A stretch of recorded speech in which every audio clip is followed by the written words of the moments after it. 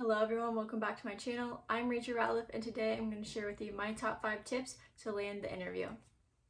Now I know it's been a while since I posted my last video. I've been pretty busy with trying to find a new job after losing my job as a third-party tour guide.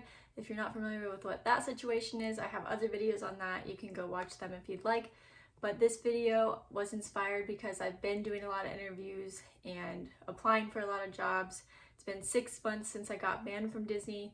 So I finally landed a job that actually I really wanted, kind of almost a dream job. I'm not going to talk about that too much because it's still fairly new, but it has inspired me to make this video because I feel like I'm really good at interviews. Now, I definitely applied for places that I didn't even get an interview. I don't have tips for you on resumes or anything like that, but this video is hopefully to help you for once you get the interview, how to land the job. Now, by no means am I a professional at this. I am not a recruiter, I'm not a manager, I've never done a hiring process, but I do feel pretty confident with my interview skills and, like I said, got inspired after going through so many interviews and trying to find a new job. So I don't like to waste too much time talking, so I'm going to get right into it. So my first tip for landing your dream job interview or just a job that you've really been wanting is to be on time. That is my number one tip. I know it seems pretty self-explanatory, but if you're late to an interview, chances are you're not going to make a good first impression. Timing is very big to me. So like I said, I've never done a hiring process or hired anyone else, but these are just my tips. Someone else might think differently, but to me, if someone is late to an interview, it's not good. It doesn't reflect good on their work ethic. So I am always at the bare minimum 10 minutes early to an interview. And I am religious about being on time and being early because I feel like that just sets you up for success. I had a cross-country coach in middle school that gave me a phrase that I have lived by to this day, and it is, to be early is to be on time is to be late. So if I'm going somewhere and I'm any more than 10 minutes early, I feel like I'm late, and I just have always worked that way, and I feel like it's a good thing to have in a job and interview process. So being on time is important. If your interview's at 8 a.m., don't show up right at 8 a.m. on the nose. I recommend being at least 5 minutes early. Like I said, I'm usually always 10 to 15 minutes early. I would rather wait on them than them wait on me. And my second tip is to be confident. Depending on how cutthroat the job is and how cutthroat the interview is, these people could be watching you the minute you step out of the car, pull into the parking lot, walk through the door. You don't know when they're watching you. So if you're getting out of your car all rushed, spilling coffee on yourself and in a hurry, they might already be watching you, and again, not a great first impression. So I always, the minute I pull into the parking lot, pretend like someone's watching me because you never know, and walk with confidence, stand up tall, present yourself, because if you're not confident in yourself, how are they going to be confident in you to hire you? So not only do you want to be confident before you even meet with the person, but you want to be confident the moment you arrive to the job spot. And also how you speak, be confident with how you speak. You're basically selling yourself. No matter if you're interviewing for a sales position or not, you are selling yourself and telling them that you're the best candidate for the job. So if you don't believe in yourself and believe this, how are you going to sell them and convince them that you're the right fit for this job? So again, with confidence, make sure you're walking nice and tall when you walk in. You're not looking at the floor walking down. Just present yourself confidently and speak with confidence. And then my third tip I'm going to give is to dress professionally. Again, to me, this is common sense to an interview, but sometimes you don't always know how to dress. So obviously if you're interviewing for a very high-end hotel, you're going to be a lot more dressed up than you are for a job at a gym. But no matter what, you want to dress the part.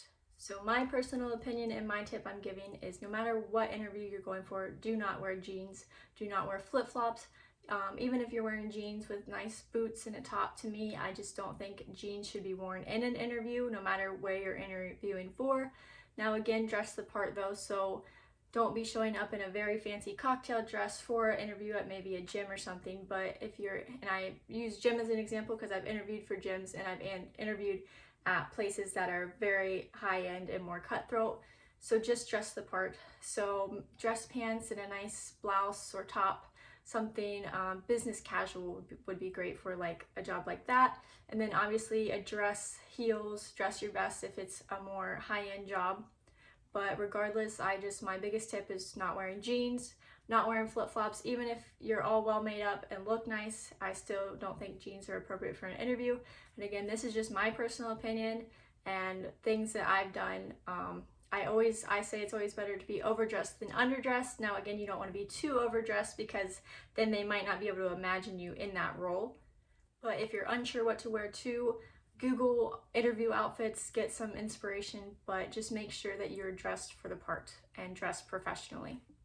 And my fourth tip is going to be prepared to have questions when they ask you if you have any questions at the end, and be prepared to answer questions. So what I mean by being prepared to answer questions, obviously don't have something scripted made up, because then it's going to sound not genuine and stuff, but there are a lot of questions that are asking the same kind of interviews, so you can again Google common interview questions. I know one that I've had is something like, what is something that was a struggle to you in a job in the past and how did you overcome it? Just stuff like that. Have stories in mind, but make sure that they're true stories and again aren't very scripted sounding, because then they're going to see right through it. But just be prepared to answer questions like that. Obviously you can't have an answer for every question because you don't know what they're going to ask you, but it's always good to practice before the interview. And then adding to that fourth tip is going to be have questions to ask at the end. So 90% of the interviews I've been in, probably 95% of the interviews I've been in, have asked once they're done, do you have any questions for me? And in high school, I'm sure there was some interviews that I said, no, I don't, I think you answered them all. And I still got the job because it was a minimum wage retail job that they were desperately hiring for during the holiday seasons. But now doing more interviews, I've learned to always have questions prepared, and I always do have questions anyway. But great questions to have, even if they answered everything.